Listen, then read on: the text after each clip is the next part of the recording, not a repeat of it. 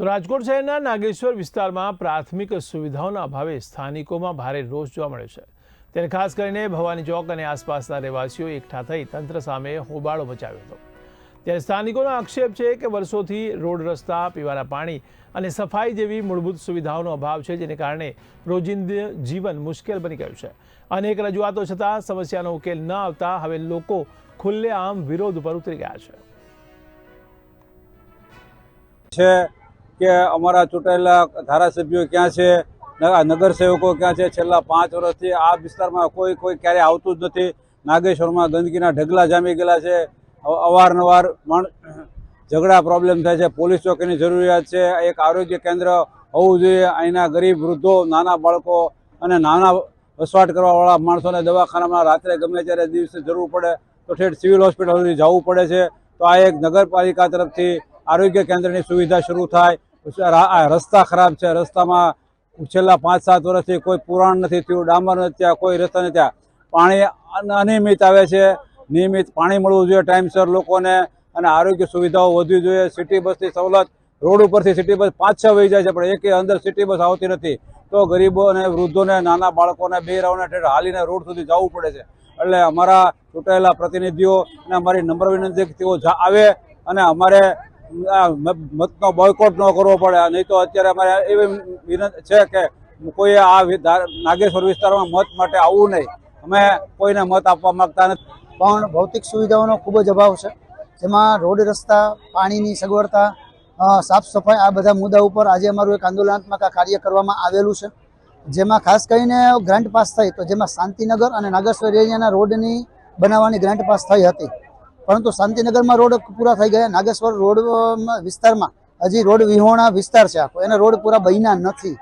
એમાં બે વસ્તુ જાણવા મળી। એક એવું કહેવામાં આવે છે કે ભાઈ ચૂંટણીના કારણે રોડ ઊભા છે, તો બીજા પાસા કેટલાક આધારભૂત સૂત્રો તરફથી એવું પણ જાણવા મળ્યું કે આજે લડાઈ થઈ એમાં ક્રૂડ ઓઇલ પૂરું આવતું નથી, ડામર પૂરું આવતું નથી। તો આવા પણ જવાબ છે। તો ડબલ મોઢે વાત કરવામાં આવે છે। તો જે નિંદ્રાધીન અવસ્થામાં જે તંત્ર છે, તંત્રને એટલી વિનંતી કે આપ જાગી જાઓ, નિંદરમાંથી બહાર આવો, આળસ સંખેરો અને નાગેશ્વરમાં જે રોડ રસ્તા નથી મળ્યા એની સુવિધાઓ પૂરી પાડો। પાણી છે સમયસર મળતું નથી, તો એને પણ એ વ્યવસ્થા કરવામાં આવે અને નાગેશ્વર એરિયાના રહેવાસી જે વેરો ભરે છે એને પણ પાણી પૂરેપૂરું મળે એવી અમારી આ માંગણી છે। ઉપરાંત અમારા એરિયામાં જે શાક માર્કેટ છે, તો શાક માર્કેટનું એક હોકર્સ ઝોન જેને દેવામાં આવે તો શાક માર્કેટ ત્યાં ટ્રાન્સફર થઈ જાય તો ગંદકી દૂર થાય, રોડ રસ્તા પહોળા થઈ જાય અને વાંધો ન આવે। રહું છું નાગેશ્વર એરિયામાં, પણ એરિયા એટલો સારો છે ને, છોટી સી કાશી જેવો છે અમારા માટે, કારણ કે ભગવાનનું સાનિધ્ય બાજુમાં છે, દાદાનું, પણ ઘણી બધી પ્રોબ્લેમ છે। આટલા વર્ષ થઈ ગયા, આજે મારે કેવું પડે છે, લાઇટ, રસ્તા, પાણી, એ અમે આવડી ઉંમરમાં કોઈ દિવસ પાણીના ટેન્કર નથી જોયા મંગાવતા, એની બદલે આટલા વર્ષથી પાણીના ટેન્કર જોઈ છીએ। અમને એમ લાગતું હતું કે નહીં, અમારી આ કર્મભૂમિ છે, ભલે જન્મભૂમિ બીજે છે પણ નાગેશ્વર અમારા માટે કર્મભૂમિ છે, પણ આજ અમારે કેવું પડે એમ છે। એટલે અમે લોકો આજે બધા એકત્રિત થયા છીએ કહેવા માટે આપને, આપ કઈક રસ્તો સુધારો અમારા લોકો માટે। રસ્તા હાલવા જાય તો પણ અમે આમ હાલી નથી શકતા। હવે આવડી ઉંમર થઈ, કઈક તો એમ થાય ને કે આપણે રાહત મળે રસ્તામાં। એક દિવસ લાઇટ વહી જાય તો હજી કહેશે બીજો દિવસ તાપ છે, બે દિવસ સુધી લાઇટ, પાણીની તકલીફ છે, પ્રોબ્લેમ છે।